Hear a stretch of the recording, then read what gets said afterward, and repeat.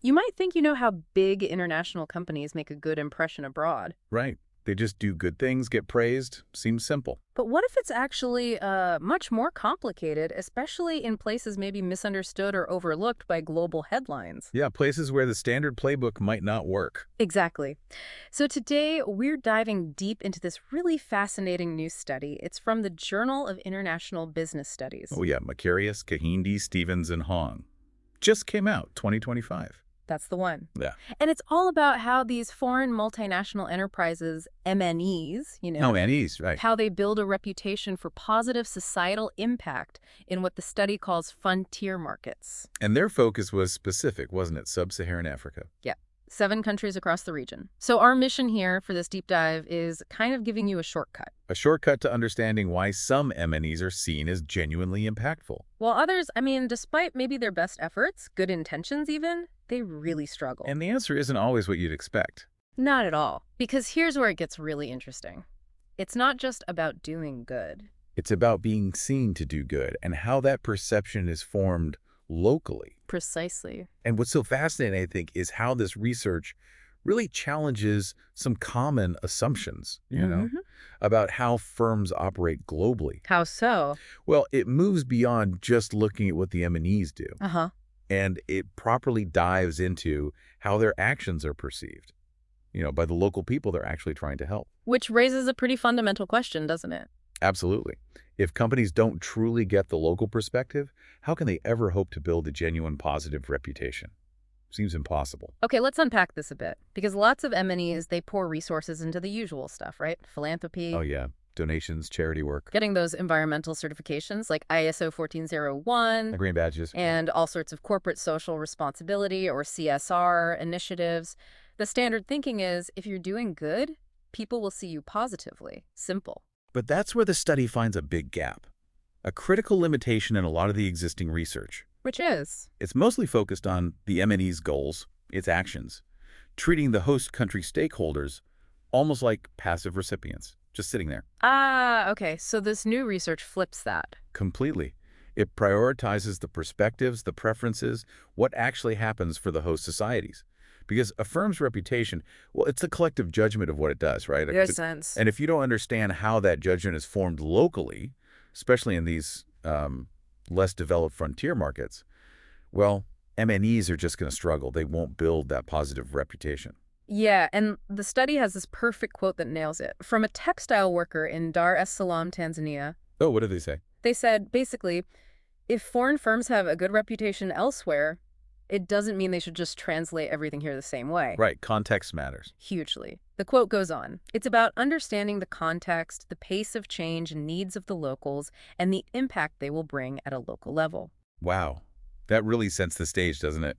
Why perception is everything. Totally. It shows that local context isn't just like a minor detail. No, it's the foundation for trust, for building that positive image. So the big question then is, what do local stakeholders in these frontier markets actually expect? What do they want? Yeah. Well, the study went deep, inductive, qualitative approach, 5 years on the ground. Wow, 5 years. That's commitment. Yeah, 49 individual interviews, 77 focus groups. How many people total? A lot. 853 individuals across Burundi, DRC, Kenya, Rwanda, South Sudan, Tanzania, and Uganda.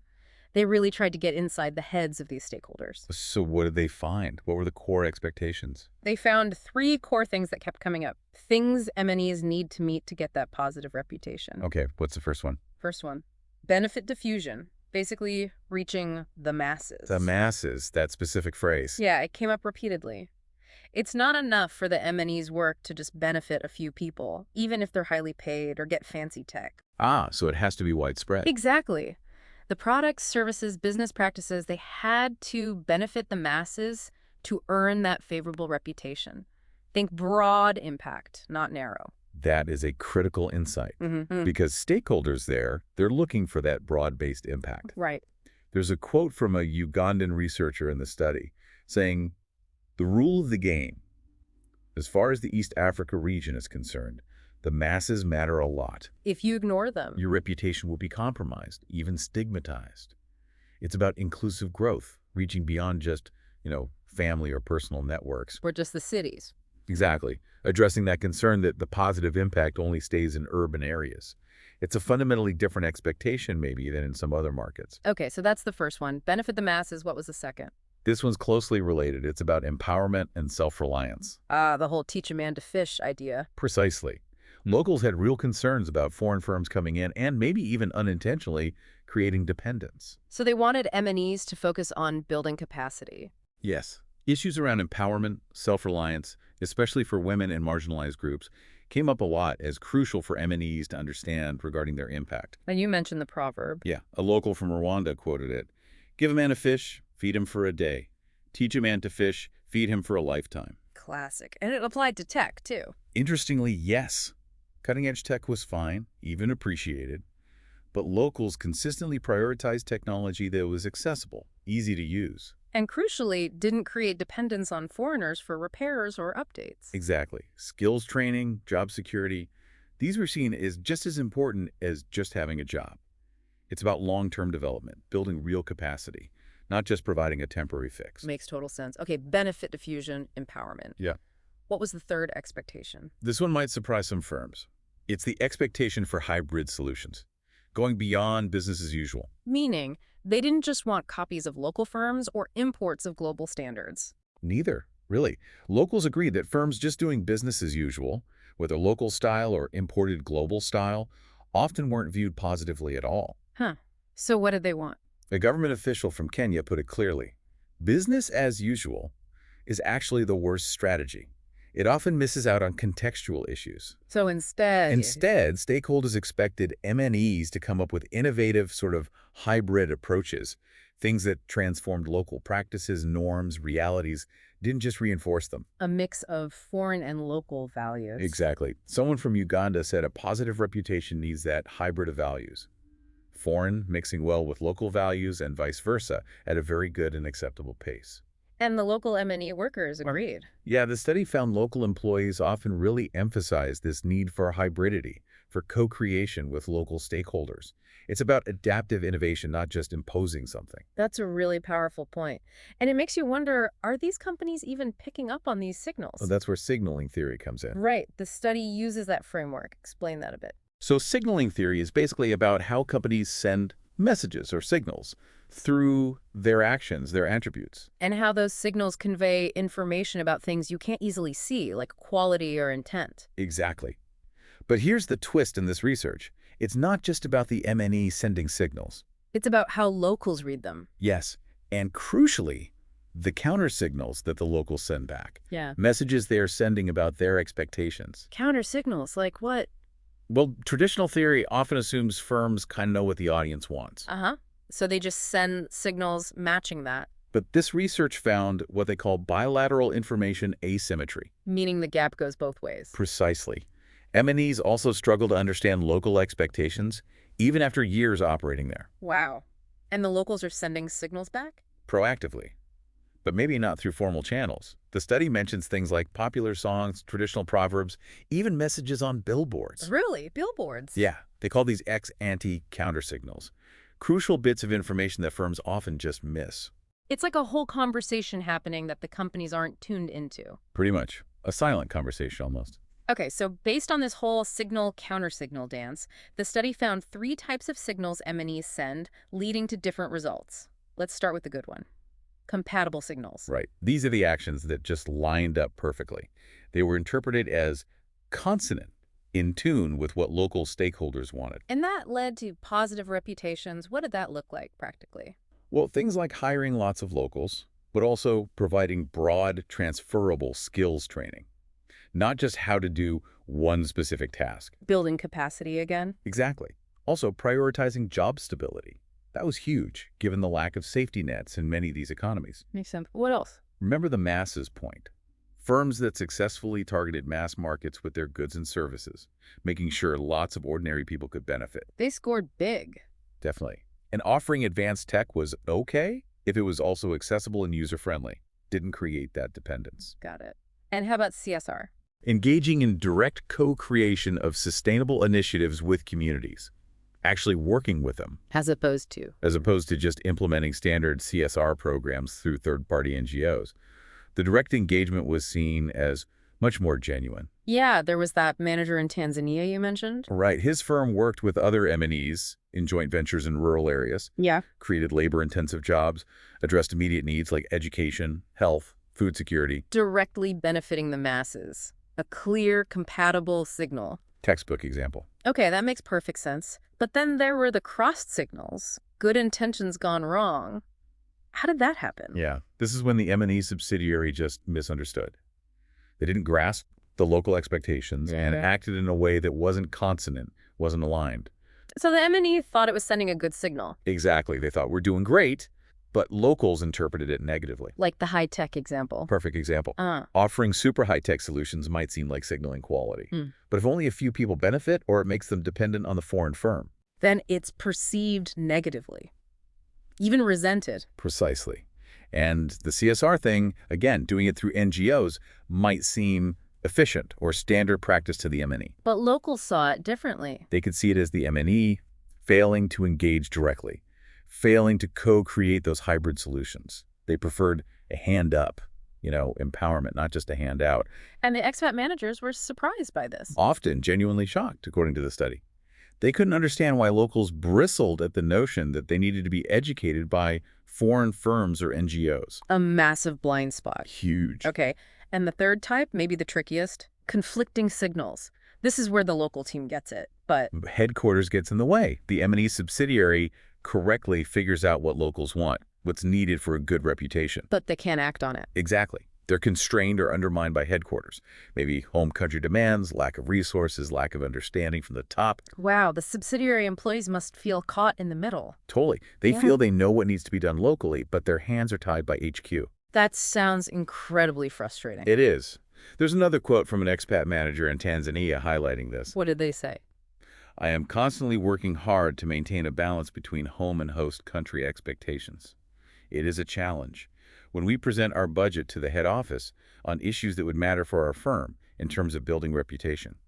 So HQ effectively distorts the signal. Yes, introduces signal distortion, creates friction right inside the M&E itself, a real clash of priorities between the local reality and head office demands.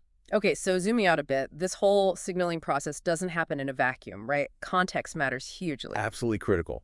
The study found factors at the country, industry, and community level can amplify or dampen these signals, change how they're seen. Let's break that down. First, home country factors, where the MNE is from. Right. Interestingly, firms from developed countries often seem to struggle more with both crossed and conflicting signals. Why is that?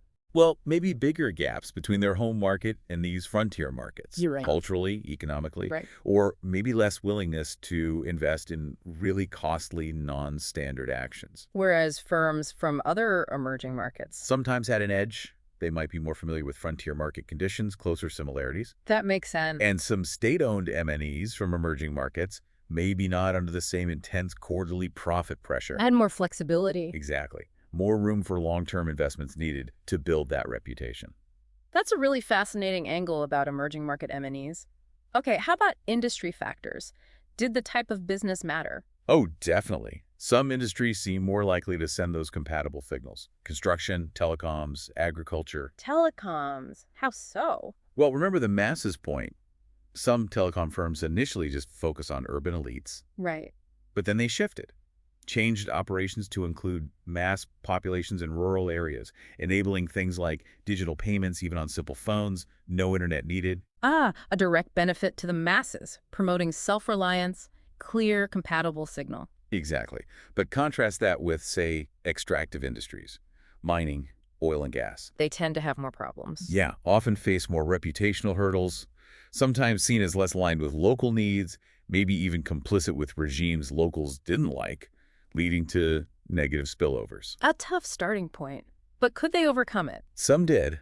The study found extractive firms could overcome that stigma, but it required really heavy investment in genuine community relations and stakeholder engagement. Hard work. Okay, moving to the host country itself, political volatility. How did conflict or instability change things?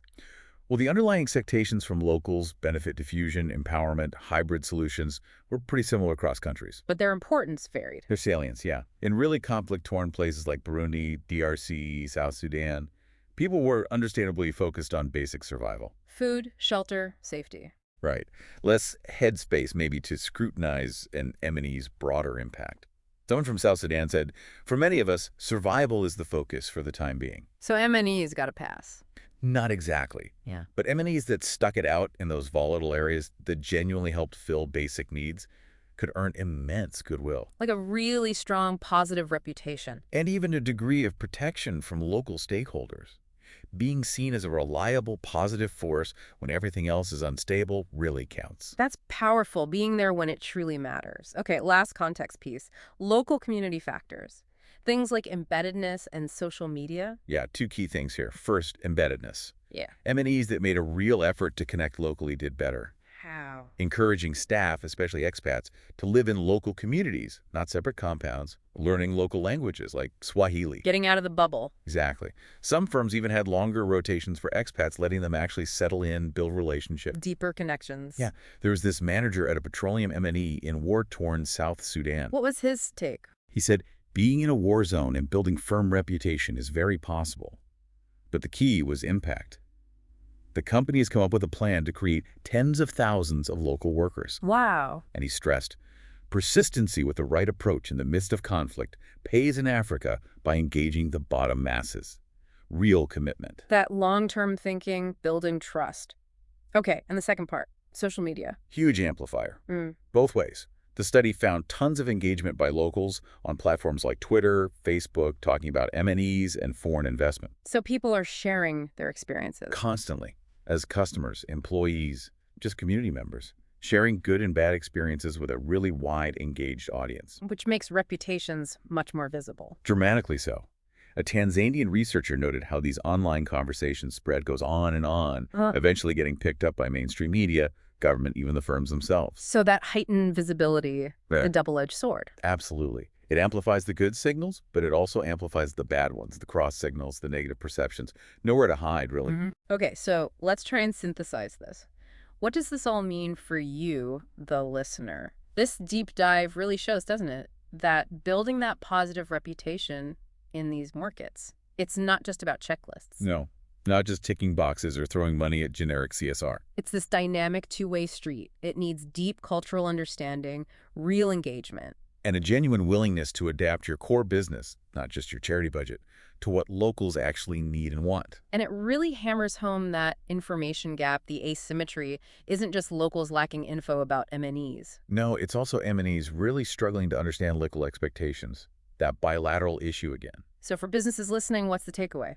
Well, it suggests that just being legitimate, fitting in, doing no harm, that's maybe just the first step, the baseline. But real reputation Comes from standing out, providing those tangible and intangible benefits that really align with local desires for empowerment, for broad impact. through co-creation, direct engagement. Exactly. And for policymakers, investors, it means you have to get local perspectives involved right from the start in the strategic planning. Genuinely involved. And for you, our listener, the learner, what this means is next time you hear about international business or development projects, foreign investment. Don't just accept the easy story. Right. Challenge that assumption that good intentions automatically mean good outcomes on the ground. Look deeper. Ask how those efforts are actually being perceived locally. Are they really meeting the expectations? Are they empowering people? Or just, handing out fish? That teach a man to frame principle seems central. It really does. The study paints such a vivid, nuanced picture. The challenges, the opportunities. It really is about listening, learning, adapting. Yeah, there's that final quote from the NGO employee in the study. Really sums it up. The one about the river. That's it. Providing positive impact is like crossing a river on bare feet. Learning to feel the stones was the difference between a successful crossing versus ending up with bruised and bloodied feet. Wow. Feeling the stones. That takes sensitivity, doesn't it? Sensitivity, persistence, real effort from everyone involved. It's not easy. Well, that's our deep dive for today. A lot to think about there. What stands out to you from this conversation? What are the stones you're maybe more attuned to feeling now when it comes to international business and its impact? Good question to ponder. We really encourage you to keep exploring these ideas, keep asking questions, and keep learning.